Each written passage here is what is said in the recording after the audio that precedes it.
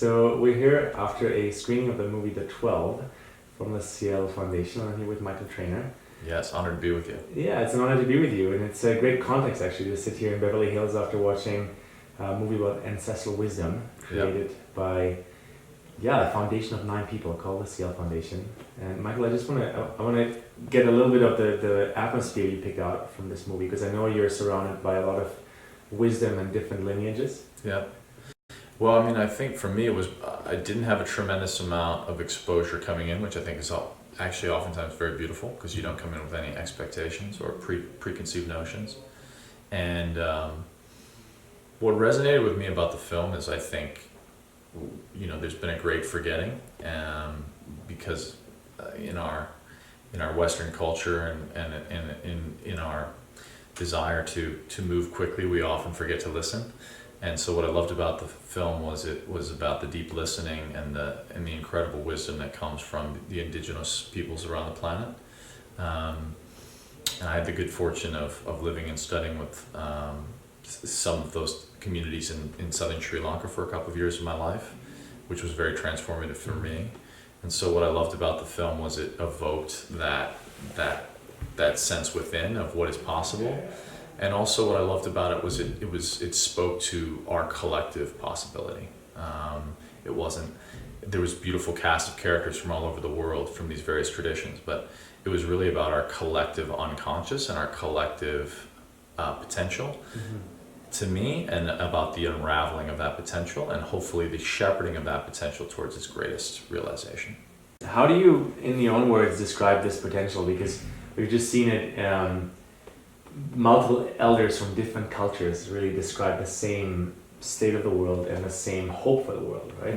But in your own worlds, if you were to describe the potential of humanity in 2019 as we're kind of emerging into kind of what feels like a post-shift era. Well, I think there's different ways to approach that question.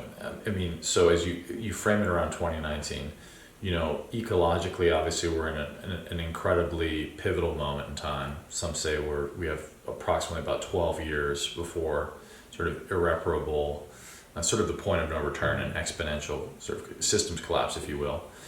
We are amidst a mass extinction. That said, I'm also particularly of maybe a delusional but pragmatic optimist, and I think that, and maybe this goes to my own belief, but I think that there's actually a mathematical cosmologist named Brian Swim, and he talks about how we're in this very unique band as a planet within a solar system, and as a solar system within the universe. And he talks about sort of the hawk and the rabbit and how they have evolved their unique nature in relationship to each other, and that predatory prey, that dynamic tension forcing sort of a commensurate evolution. And so my hope is, and my belief is, while we are amidst such profound challenges, I believe that there is a commensurate wisdom that is wanting to be birthed and unfolded. I think that the Indigenous are very close to that wisdom, if you will, shepherds of that wisdom. I think many of us have unfortunately forgotten our way, but my hope is that that we can, and if we can get that collective listening together as humanity, there's a profound potential to be born in our collective unconscious of the ways back to where we need to be. And to me, where we need to be, at least what the gentleman that I studied with, a gentleman by the name of Bandhu Vijayasuriya, he called it sort of the heart rhythm. And in sort of traditional Sri Lankan culture, there really wasn't a word for privacy, nor was there a word for possession. So one exists in relationship to the whole. Everything in relationship, yeah. So when someone fell out of balance or into dis-ease, it was the role of the entire community, and they spent literally weeks preparing an entire palm fraud city to cosmologically recreate from sunset to sunrise their collective worldview, with the intention of bringing that one person back into the wholeness, because they knew that they were inextricably linked. And so I think that and he basically called this the heart rhythm, but the essence of health is balance, and obviously at the moment we're off balance. However, my hope is that we can collectively move more towards a balanced worldview, and I think it's both in celebrating the tremendous wisdom of our indigenous cultures, as well as, we're not going to stop technology. So it's how does the, the singularity, as they call it, move in a way that is in harmony with that traditional wisdom? Super interesting question. Yeah. Because especially when we listen into the ancestral wisdom kind of direction, there's a lot of, I would say, legacy mythologies, sayings about these next 7 years, these next 10, 12 years. From a very pragmatic point of view, we might literally screw up this planet otherwise, right? From a traditional ancestral point of view, there's a spirit opening, but then from an AI point of view, this is the timeline of singularity at the same time, where no human at the current moment can really predict what's going to happen. Yeah. But it's all converging kind of at the same moment as we're evolving. It's a fascinating time to be alive, actually. Yeah, absolutely. One could look at it through the eyes of fear, because it is. I mean, there are lots of things that one could be fearful of. That said, what a time to be alive. I mean, the ability. I mean, that was one of the things that was so profound about the film. I loved seeing the San people, encountering New York, and just the pureness of their spirit and their joy, in at least in my interpretation of encountering New York. But the simple but profound reckonings and realizations where they encountering the developed, quote unquote, world for the first time and being like, in New York City, well, there's no trees, Yeah. Yeah, exactly. Which is part of the reason which I love New York City, but part of the reason I had to leave, because but I love that they found the little places in nature, which is exactly what I used to do in New York, which go to Central Park or go to the river, because that's where you can go back into the listening. You actually connect into listening. Yeah. Exactly, and there's but also, I mean, there's so many incredible aspects to that modern culture, as exemplified in a place like New York City, right? The melting pot of all these different cultures and creativity and jazz music, especially and tech. in New York, Especially in New York. But man, it really it's such a juxtaposition to see also the purity of these civilizations that have as yet been untouched by our kind of current paradigm of thinking, and the way that they dealt with being in a place like New York and still relied on their ways. And what I loved about it was collectively they all led with gratitude, and they all led with seeing other people. And the thing that struck me was Hassan saying, wow, we walked here and people have forgotten their way because they forget to acknowledge each other, basically, as they were walking down the street. And to me, that was in some ways one of the more powerful parts of the film. Having lived in Canada for the last 10 years on an island called Vancouver Island, I definitely relate. People greet each other. It's the most normal thing, and when that is lacking, one of the very simple pieces of how our souls connect is lacking. So I have a question for you, because we're speaking about this paradigm of thinking we're in. How can the people that are listening relate to that in their daily life? Like, how do you relate to stepping out of this paradigm of thinking into a place of listening, into receiving kind of maybe even instructions from a place of heart, a place of spirit, and a place of also, of course, a powerful intellectual mind? What's a daily practice or a daily way of grounding that in? Oh, for me, I mean, it starts with how you greet your day. I mean, I think there's a beautiful principle which is really segmenting, right? Like, how do we stack a moment? How do we become fully present each moment? And how do we stack our days? And how does one live their ideal day as if it were a microcosm of their life? To me, that's a great exercise to live on purpose. So that starts for me it's a morning routine, and when I wake up, and I'm not perfect, so I don't want to be. This is in no way preachy. This is just what I've been playing with, but it's really starting the day with gratitude. I have a little. It's called a pocket sauna, full spectrum infrared sauna that actually shields EMF, and I go in there and it's just there's nothing. There's no windows even, actually. It's like a tent, but I go in there for my meditation, and it's just a place for me to be with me, and to really set my intention, and then I do, when I'm good and I have enough time, I'll do my journaling, and I love to carve that time out before touching technology to really be with myself, but also as I mentioned to you briefly, I started this podcast, and for me, that's been about exactly what you're doing, right? This inquiry of like, how do I reach out? It's called Peak Mind, but how do I reach out to these peak minds, right? These folks, so that I can be in the listening with folks who I respect for an aspect of the way that they live their life.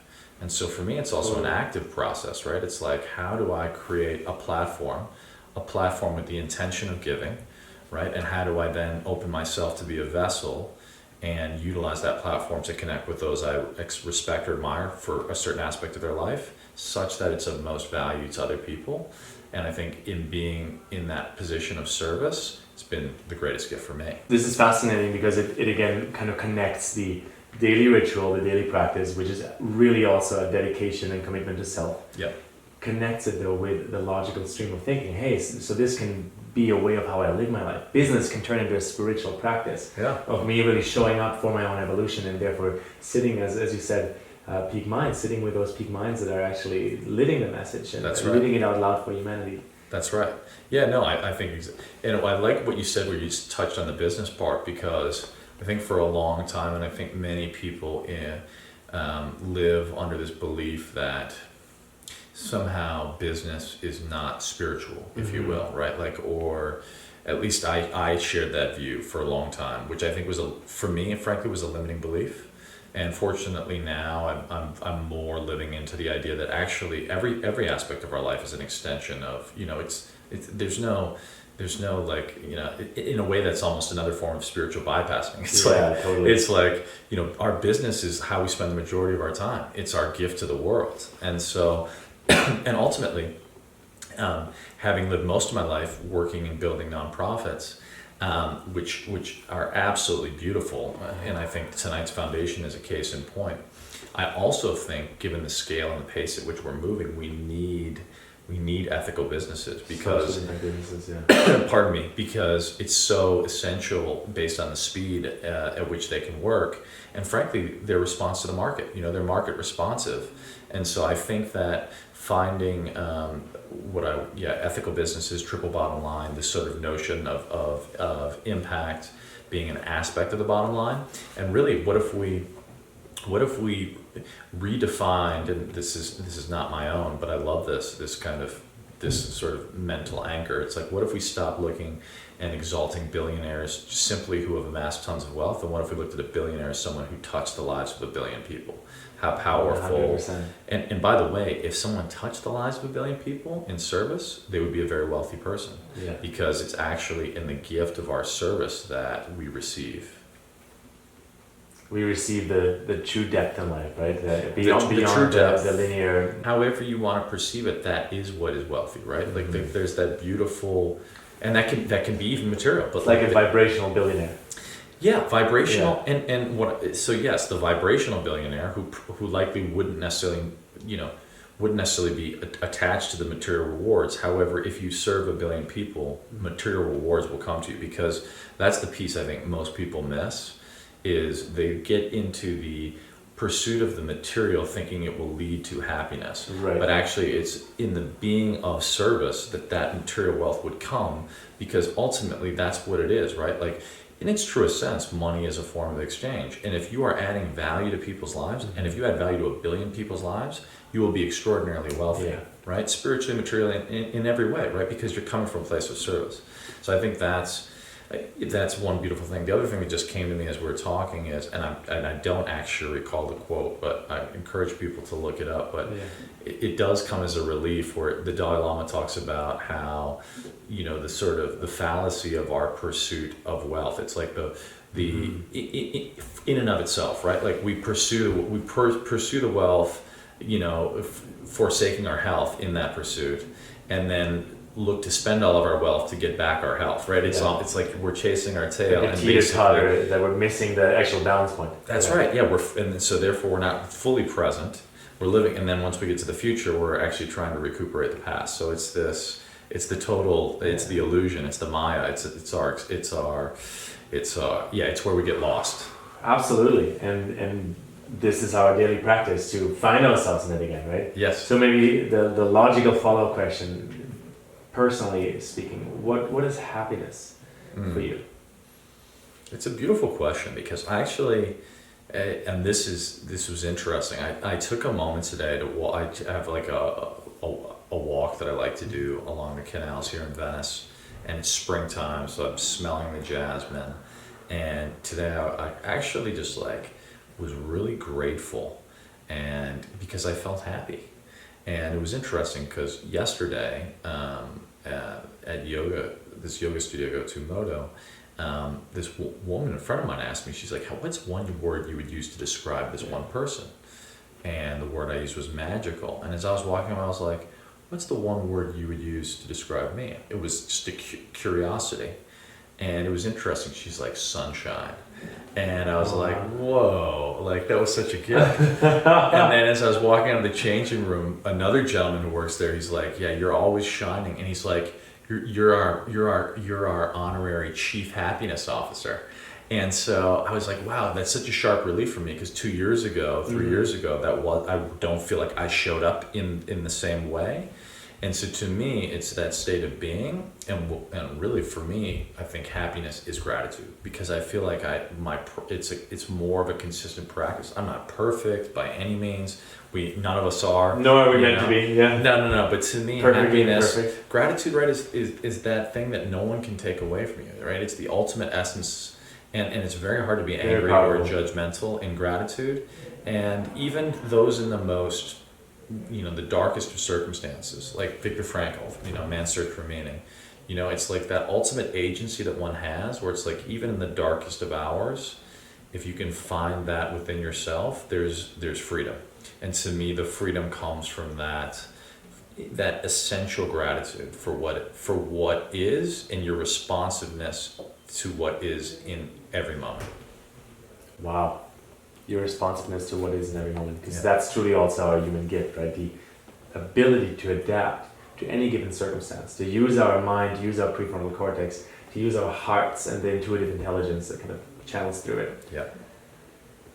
Wow, I have one last question. That is the question that made me start the podcast, Green Planet, Blue Planet, and kind of continues through the media pieces I create. Yeah. And it has to do with the vision for Earth that you were able to see, feel, and hear in your spaces of listening. So if you were to tap into, let's go a little bit further out on it, the next 100 to 200 years on this planet, what is it that you truly desire or hope for or can imagine?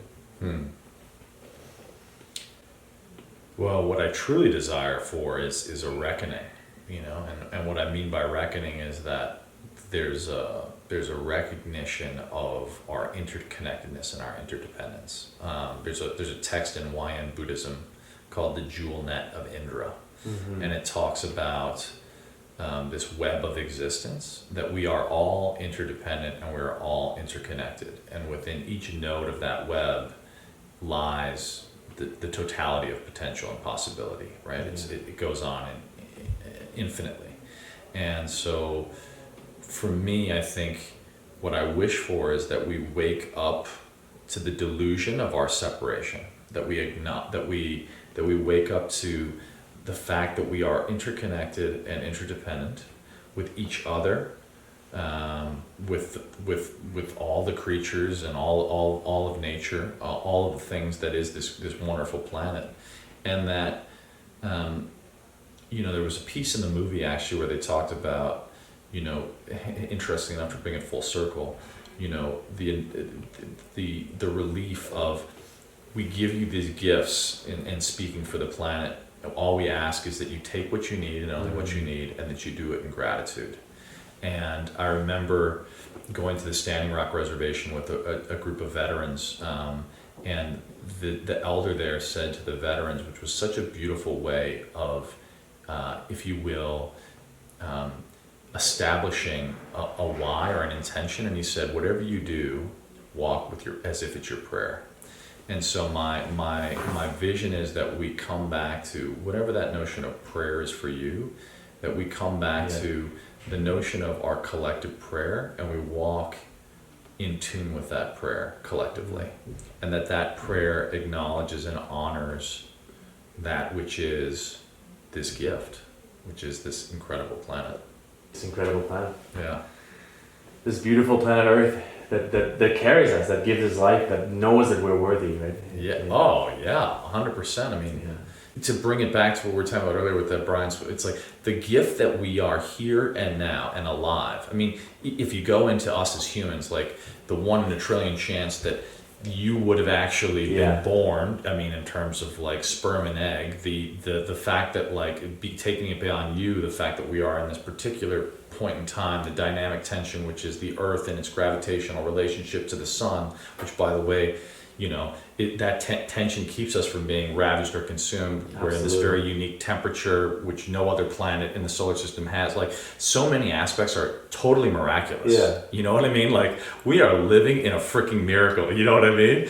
And if only we all recognize that and the abundance that is there for everyone when we act in harmony, then that would be a true gift. And my hope is that we can both honor that which was the traditional wisdom of our ancestors and of the great indigenous wisdom that was here, that is here, and also, you know, simultaneously integrate that which is our natural evolution, whatever that looks like, which is happening so quickly, in such a way that we can find balance. Wow. Thank you so much for spending this short time with me right here and dropping in right after the movie. It's a pleasure. It's a pleasure and such an honor to really feel how alive we all are when we're tapping into purpose and when we're realizing there's so much more to this life than numbers and spreadsheets, but there is an actual miracle going on just by floating in space every day. Oh my God, yeah. And that's what I wish. I wish for anyone listening or watching that they feel the vitality of their life on purpose. Thank you. It's a pleasure.